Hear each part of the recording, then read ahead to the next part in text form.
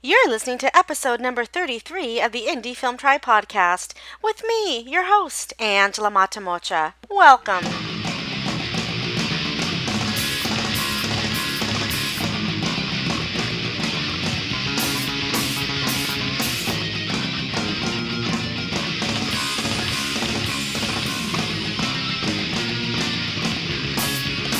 Hi there, good people. Hi. Angela Matamocha here of Indie Film Tribe. Thank you so much for joining me again today. Today, I am super excited and just very curious about a lot of things, quite frankly, about this person that we're all meeting together today for the first time, which I just love doing. So, real quick, today's guest is an actor. He is also a writer, a producer, a director, and an activist who actually teaches artists who want to create their own content. But not only that, he's written and directed 8 short films. Let's see here, a pilot, 3 web series, and a feature film which will soon be released on Amazon. And all of these projects were self-produced. And last, but certainly not least, he is one of the creative producers of ARULA, Artists Rise Up Los Angeles, which is also a short film festival that focuses on films that explore political and or social issues. Ladies and gentlemen, I bring to you Noel Orput. Oh, Welcome. thank you. That was the best intro I think I've ever had. Well, this is what you Thank do. thank you This for is that. what you do. Oh my gosh. So, first of all, for people that are listening, how I first became aware of him, he reached out to me through Pilar Alessandra. So I know we Yes. weren't kind of going to talk about this, but I'm just curious. What has your experience been like working with her? I adore her. It's been amazing. Yeah, she's just like a creative superhero to me. Like how she keeps so many stories in her brain at one time and can give like such insightful, constructive feedback on multiple stories is amazing. She's a godsend. Yeah, so I met her through a friend about 10 years ago. Oh wow. Yeah, it was funny because I was acting in a web series, and one of her writing students had written the series, and so Pilar showed up with her kids who were pretty young at the time, and they were extras in this little birthday party scene. So that's how we first met, and yeah, and then I started taking class with her, and now I'm in one of her writers groups. So yeah, I mean she's amazing. That's Love her. terrific. So let me ask you this. Did you start off as an actor or did you start off straight out the Did gate as a writer? How did this sort of no. merge into self-producing? I started as an actor. I went to college for theater, studied acting for 4 years at Wagner College, and did some grad school work. I was going to get my MFA, but sort of didn't have a great experience in grad school, so I was just ready to start working. So yeah, I was working in theater for a long time, and knew I always wanted to do something with film because film's been such a huge influence on my life, and so yeah, I knew I wanted to do something. I wasn't sure what that was, but I had always been a creative writer. So yeah, I just started writing. I wrote my first script when I was in college. So it started out sort of as a hobby, and then over time, as I was kind of in between acting jobs, that's when I started making short films. And yeah, just kind of started simple, and have just continued to get into longer form content. And yeah, so I would say it's been about 15 years that I've been really, I guess, committed to writing and directing right now. And self-producing, it sounds like as well, right? If you're Yeah, we did a couple of my projects. We did do crowdfunding. I had 2 projects that were funded through Kickstarter, which is awesome, and that was a few years ago. So yeah, but the feature I produced with a good friend of mine.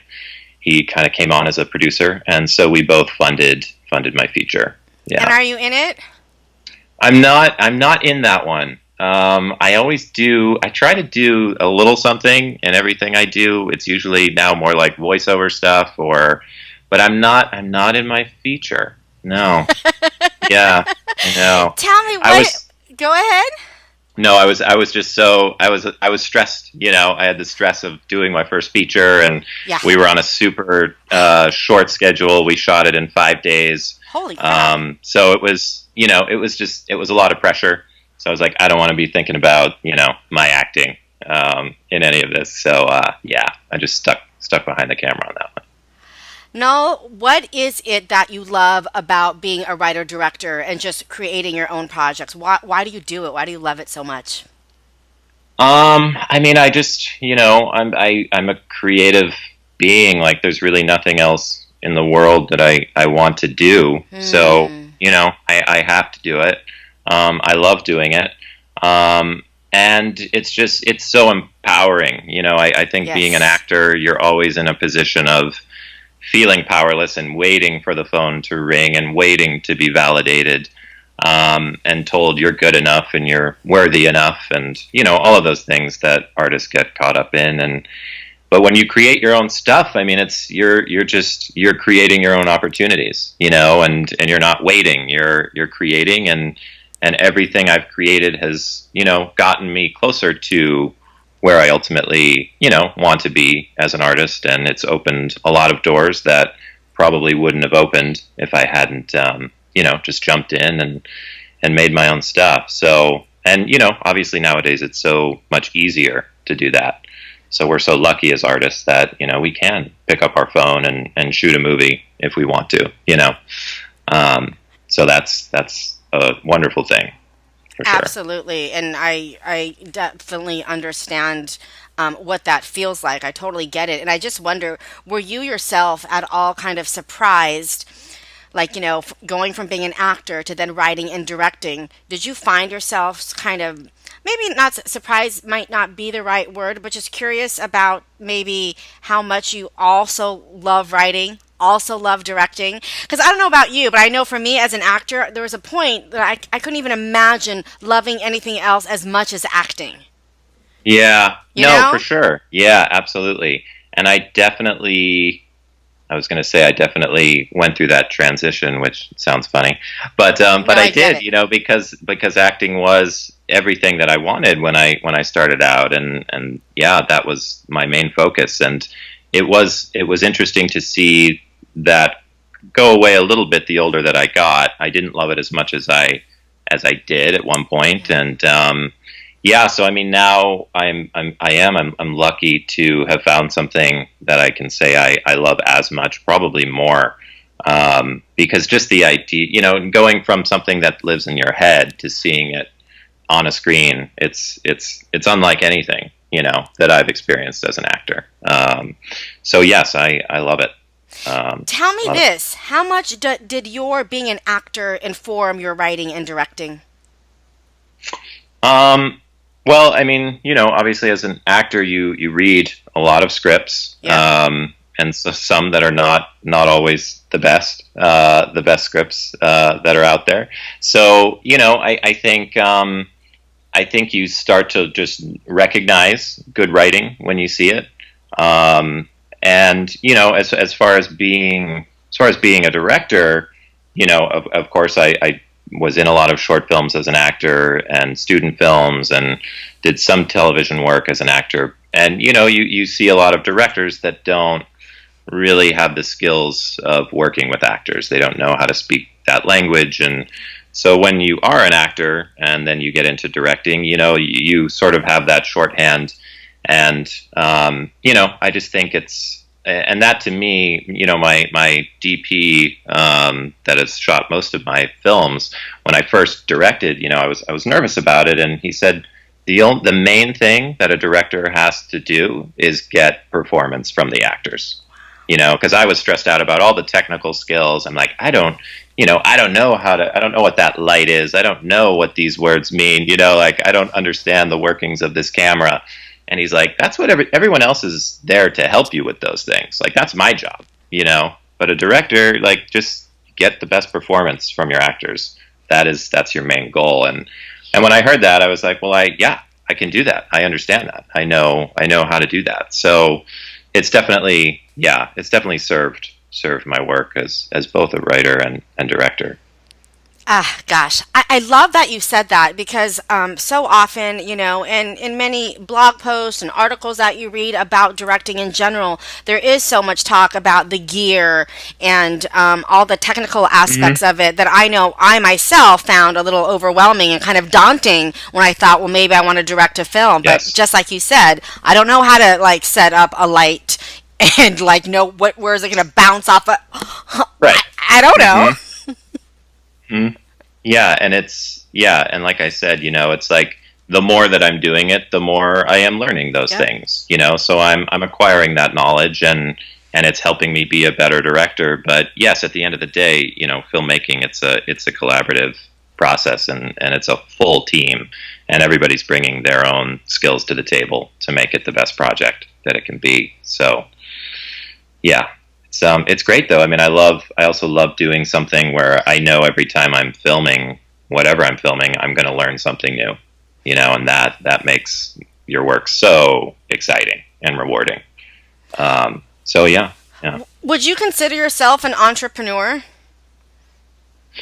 I guess, yeah. I mean, I guess so. Yeah, I think so. Yeah. I mean, I'm definitely making.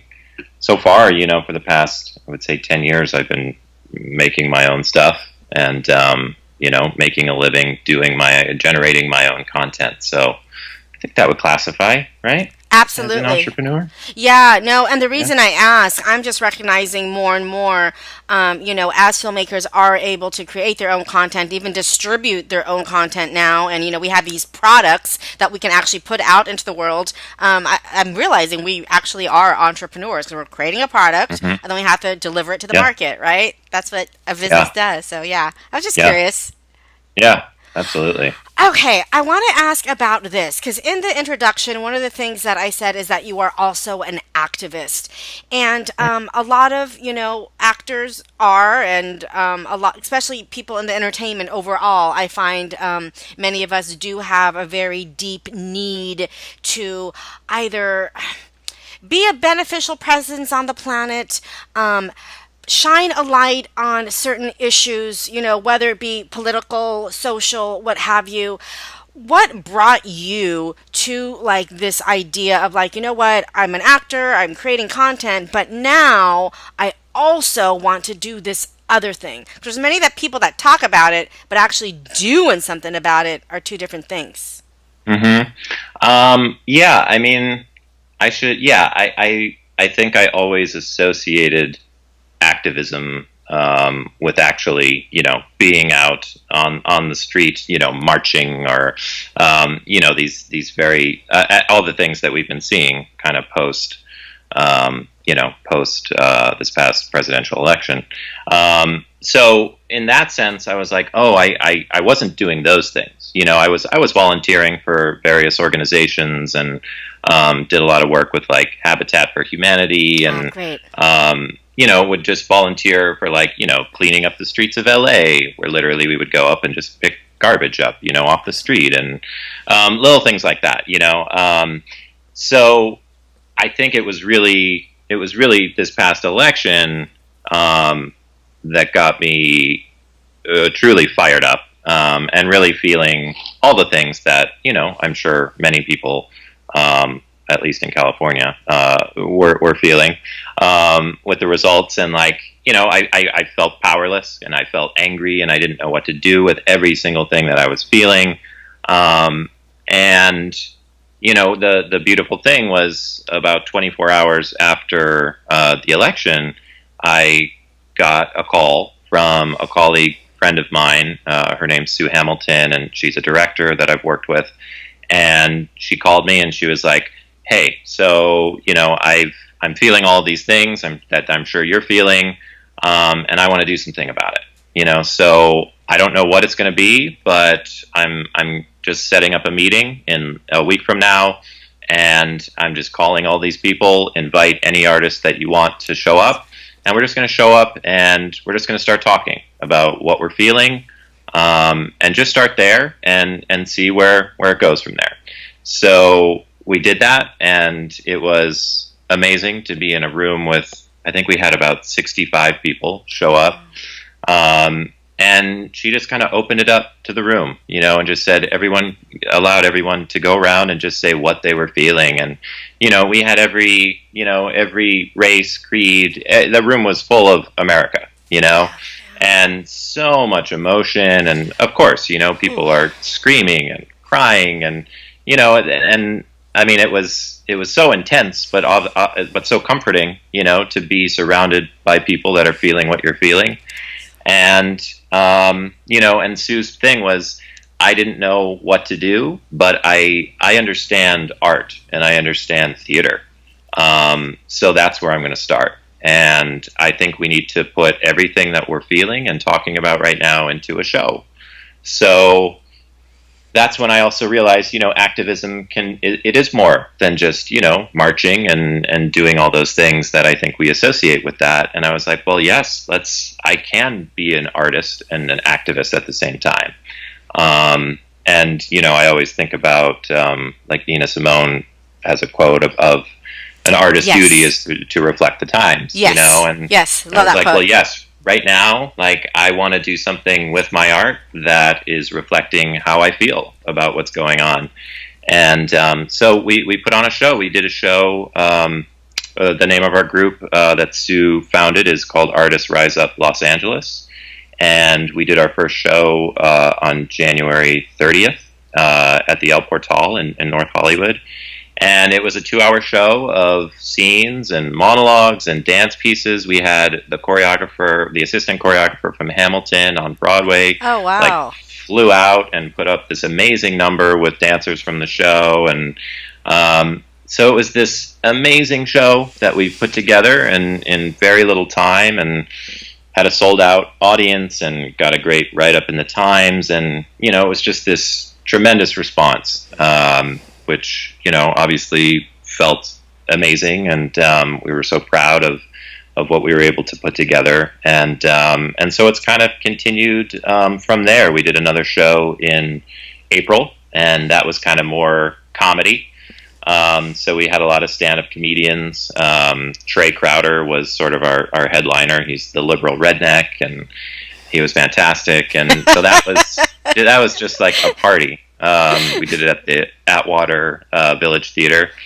And, again, just a really fun night. And, that one kind of provided the comedic relief that we all need from what's going on politically right now. So, we have more stuff planned because, we might have 4 years of all of this, at least.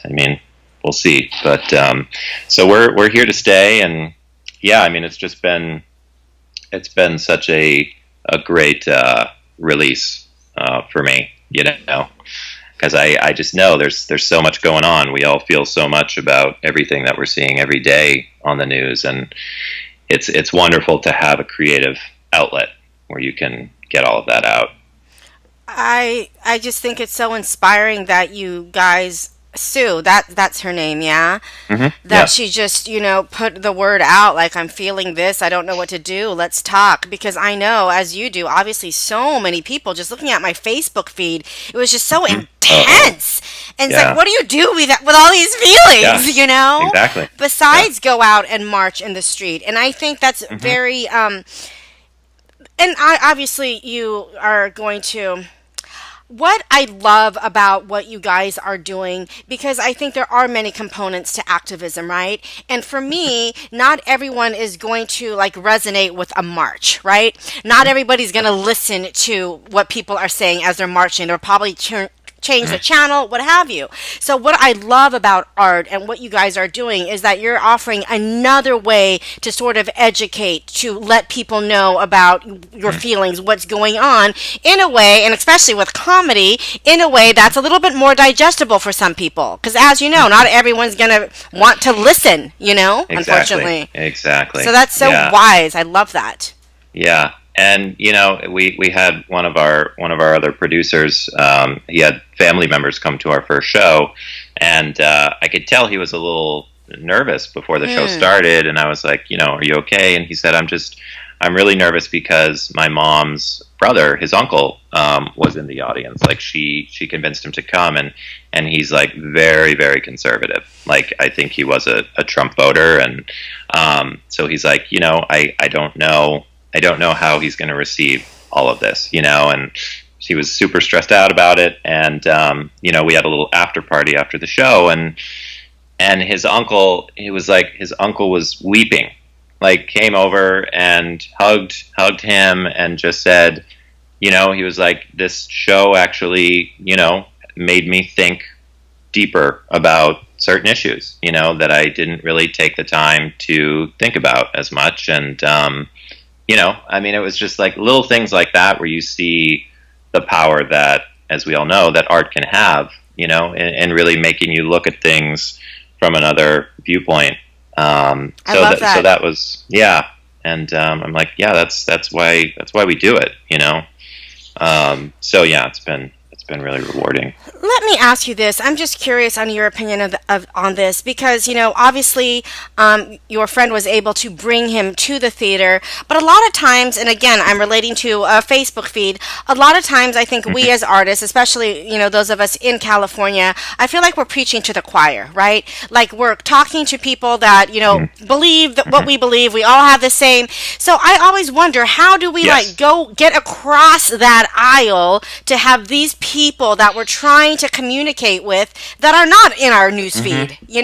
What's your opinion on that? Because that's I think it's very, very difficult. Right. And I think a lot of those people, that we want to reach are not in our proximity, just geographically, So, but again, I think, one thing we focused on, we addressed that because we're like, well, we know it's going to be a pretty blue audience. But we're like, even the choir can learn stuff, from the choir. And so we had some people with disabilities, like we covered that angle, and we had a hearing impaired performer come, and she did a great piece. So, we were very, from a producing standpoint, we were like, we want to get everybody's voice in this show, So even, we had the scene about, kind of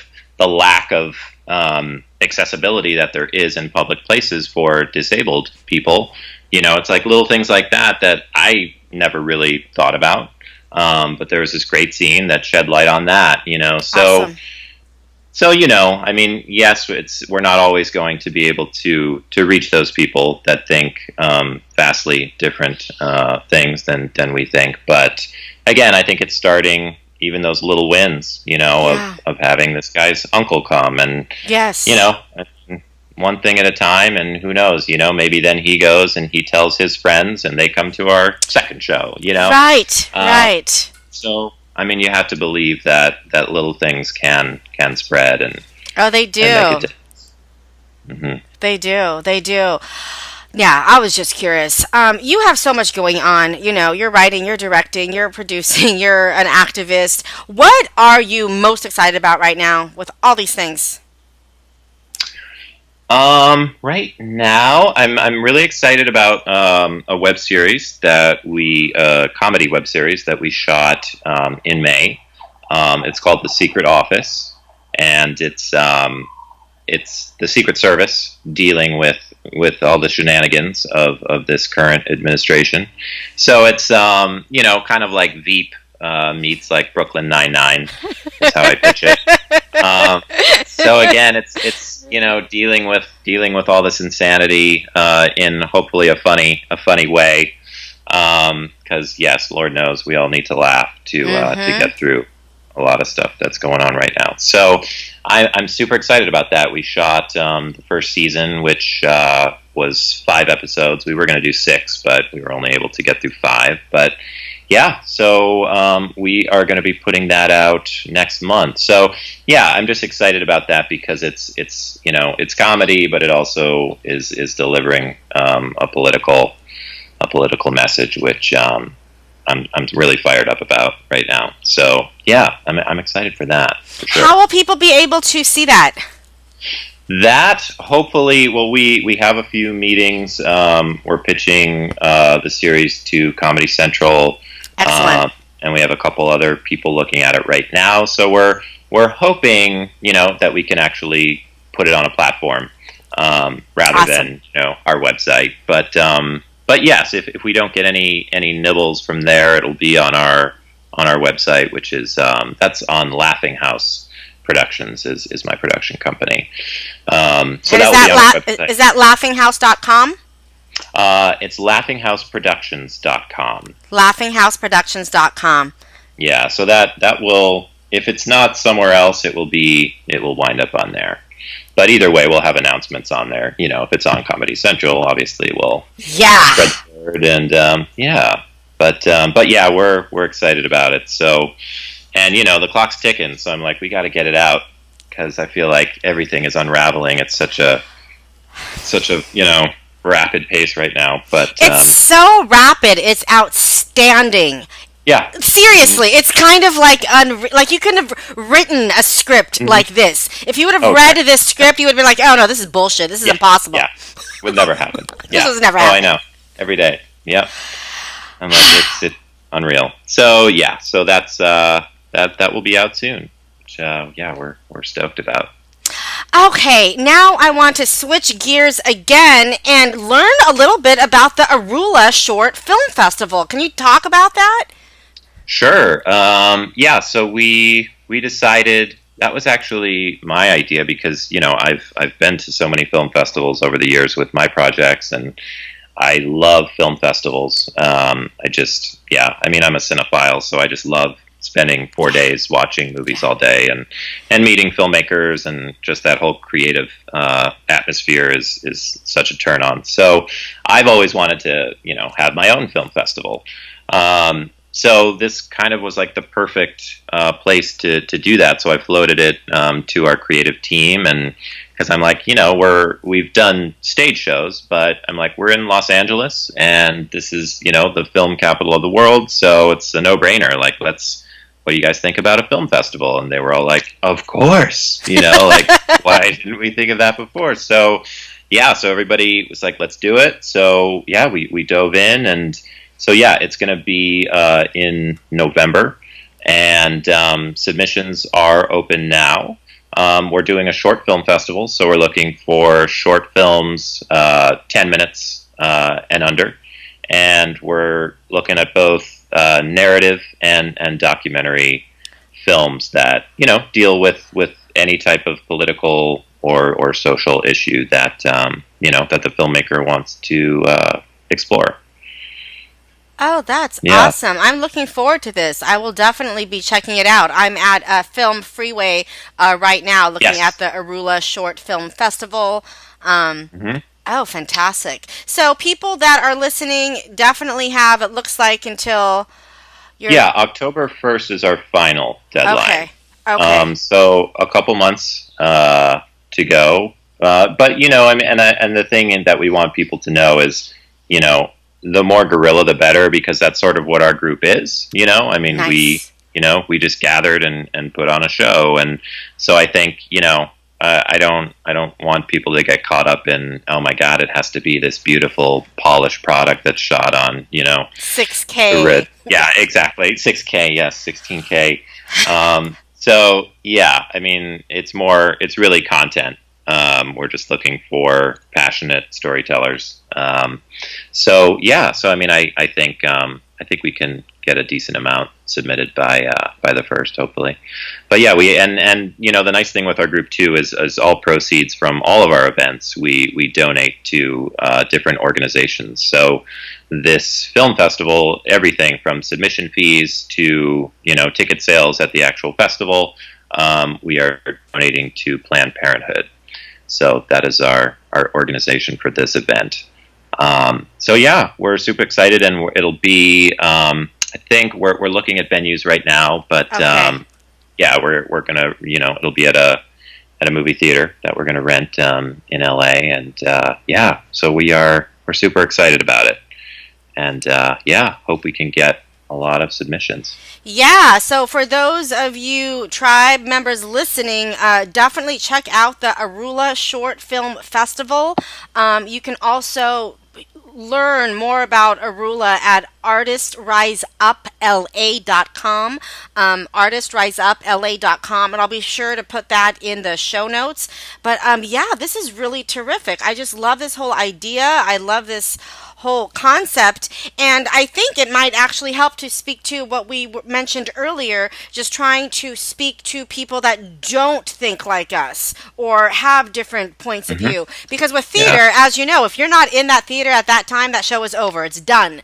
But that's the beauty of film, right? You can send, you can email a 10-minute film somewhere, you know, with social media and all this. That's freaking awesome and really exciting.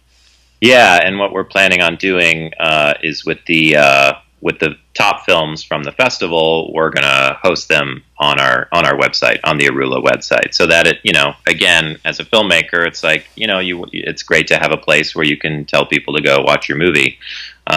So again, yeah, that will be on our website, and yeah, another way to hopefully reach all those people that are out there, you know.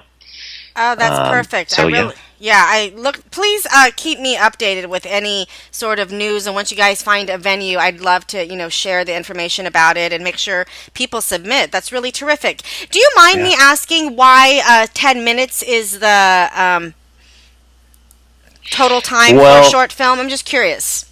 Yeah, well, because we're probably only doing one night. We might be doing 2 nights. So because it's not a 4 or 5 weekday, you know, a week-long festival, we wanted to get in as many as we could in, you know, probably we don't want to go much over 2.5 hours for the night. So, you know, we were like, I feel like 8 is a little too short, 12 is a little too long. I mean, this was like an hour-long debate, you know. So 10, we were like, well, 10's a good happy medium. And that way we can hopefully screen, you know, probably about 15 films each night. So let me ask you this, because you're, you know, obviously about to watch so many films to see, you know, who you're going to program at the festival, and you yourself having already made 8 short films of your own. For people that are listening that might be actors or, you know, maybe first-time directors that are thinking about creating their own content, what do you think is the most important thing, like, let's say in a film that is 10 minutes long, in a short film, like, how do you catch a viewer's attention right away if you only have 10 minutes? I mean, I think for me, it's always, you know, obviously you start with the seed of an idea. And, I mean, I always think of it, I mean, a short film, I think of it like you know, it's a short, full-length movie. So it's like, you know, you want to have a beginning, middle, and an end. Yep. You know, it's always nice if you can have a little twist or a hook in there, all the better. But I think starting with something, I always tend to start with something that I know or a personal experience that I've had, and then I kind of ask myself like the what if question, and that's something that I, you know, got from Pilar actually, where, you know, you have an idea for something. Like I had an idea for these 2 people that I wanted to do something about online dating. So I was like, you know, what if these 2 people met in a gallery, like an art gallery, and they're having a conversation, and we can see that they're attracted to each other. So that was kind of the seed of the idea. And then I thought, like, oh, well, what if they were avatars of these other people? Like, those are their on-screen, you know, virtual, personas, right? And so I was like, oh, that's cool. That's like a great little hook and reveal at the end.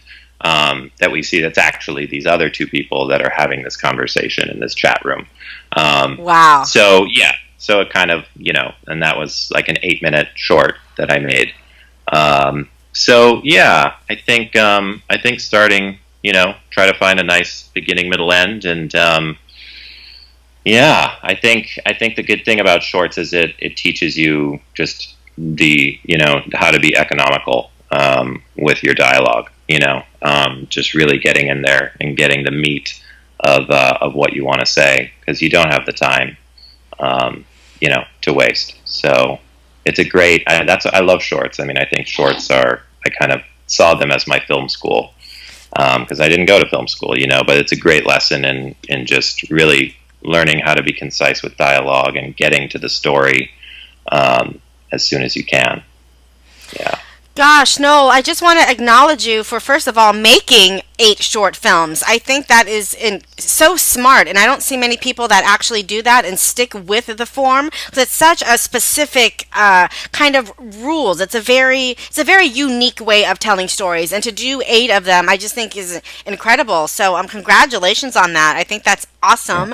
And secondly, I'm really again, thank you so much for creating, or helping being a part of creating ARULA. I think activism and artists, go hand in hand. I mean, since the 60s, right? And probably beforehand, like you mentioned the quote from Nina Simone way back when. So, yeah, just thank you for being such a light and for really, standing up as an artist for what you believe is right and what you believe is true, and actually wanting to create content that shines a light on all these issues. I just think that is awesome. Thank you. Thank you. This was great. So nice to finally meet you. I know. Okay, before we take off, though, just for some philosophical fun, I just love to ask this question. Do you, Noel, do you feel that you were put on this planet at this particular time in history for a specific reason, or do you feel that your being here is just kind of random? No, I definitely believe that I am here for a reason. Absolutely. And I believe it's to be a storyteller. Yeah, I mean, I've seen so many things that I don't want to get too spiritual with it, but I just have seen so many of those experiences happen as a result of things I've been creating. They've just brought beautiful people into my life, and and just when you screen a movie at a festival and someone comes up to you and just says, you spoke to me, like you gave me what I needed to learn. I had the same experience, and I've been caught in that and struggling with things, and this just hearing that someone else had that experience has done so much for me. It's just little things like that where I'm like, okay, that's all. I don't need to be paid. I haven't been paid for so much of what I've done so far, but I'm like, that's it. That's payment enough, when you just see that in other people. So yeah, I definitely believe I'm here for a reason. Yeah. I love that. That is payment enough indeed. When you can touch another person's soul with your art, with your voice. Oh man. And on that note, we are out.